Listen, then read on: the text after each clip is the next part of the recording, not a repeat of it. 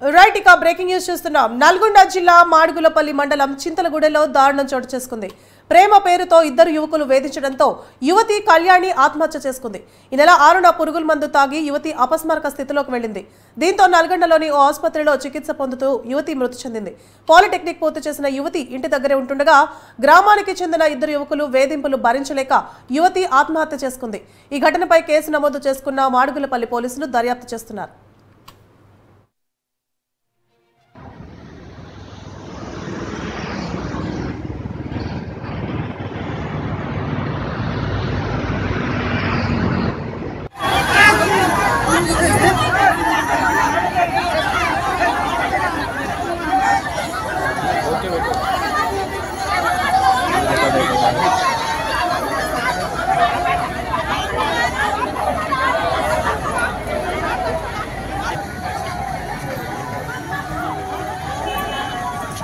మాత్రం అన్యాయం. అమ్మాయి శిక్ష ఎవరైనా శిక్ష పడాలి అంతే.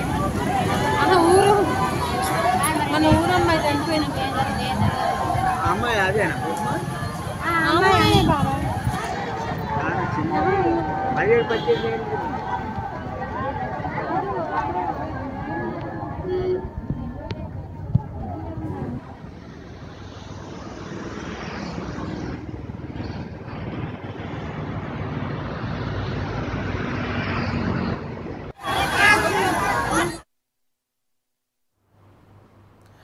రైట్ ఇక బ్రేకింగ్ న్యూస్ చూస్తున్నాం. నల్గొండ జిల్లా మాడుగులపల్లి మండలం చింతలగూడెలో దారుణం చోటు చేసుకుంది.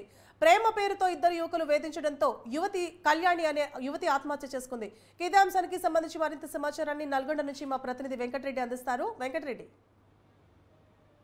నల్గొండ జిల్లా మాడుగులపల్లి మండలం సమీపంలో ఉన్నటువంటి చింతలగూడెంలో ఈ ఘటన 6వ తేదీ జరిగింది. 6వ తేదీ ఆత్మహత్య యత్నం చేసినటువంటి కళ్యాణి ఆసుపత్రిలో చికిత్స పొందుతూ నిన్న సాయంత్రం చనిపోవడం జరిగింది. ఈ ఘటనకు సంబంధించి ఇక చనిపోయే ముందు కూడా మెజిస్ట్రేట్ ముందు వాంగ్మూలం నమోదు చేయడమే కాకుండా ఇద్దరు గ్రామానికి చెందినటువంటి కట్టబోయిన మధు, అదేవిధంగా ఆరూరి శివ అనే ఇద్దరు వ్యక్తులు కూడా ప్రేమ పేరుతో పెళ్లి చేసుకోవాలంటూ వేధించారు. అదేవిధంగా పెళ్లి చేసుకోవడానికి ఇష్టపడకపోతే ఖచ్చితంగా సోషల్ మీడియాలో మార్పింగ్ చేసినటువంటి ఫోటోలను కూడా ప్రొఫైల్ గా పెడతామంటూ కూడా బెదిరించడంతో కూడా మనస్తాపంతో కళ్యాణి 18 సంవత్సరాల యువతి ఆత్మహత్యానికి పాల్పడింది. గడ్డి మందు తాగినటువంటి కళ్యాణిని మొదటగా మిర్యాలగూడ ఏరియా ఆసుపత్రికి స్థానికులు తరలించారు.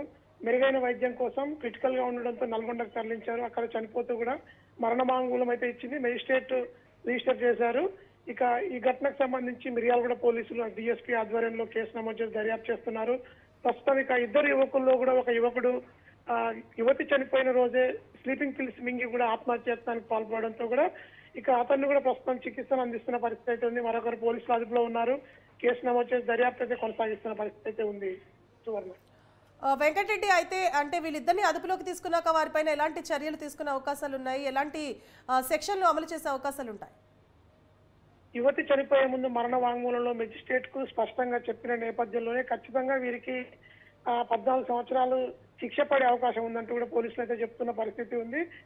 పూర్తిగా ఇక వేధింపులకు గురి చేయడమే కాకుండా కూడా యువతిని మార్పింగ్ చేసిన వీడియోలు ఫోటోలన్నీ కూడా ప్రొఫైల్లో పెట్టుకుంటామంటూ బెదిరించిన నేపథ్యంలోనే మనస్తాపంతో యువతి ఆత్మహత్యానికి ప్రయత్నించి 3 రోజుల పాటు చికిత్స పొందిన అనంతరం కూడా ఆసుపత్రిలో చనిపోయింది.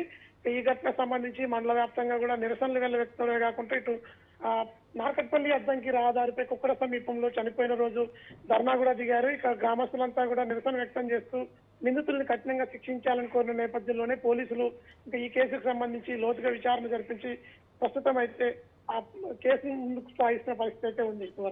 Right, thank you Venkatareddy.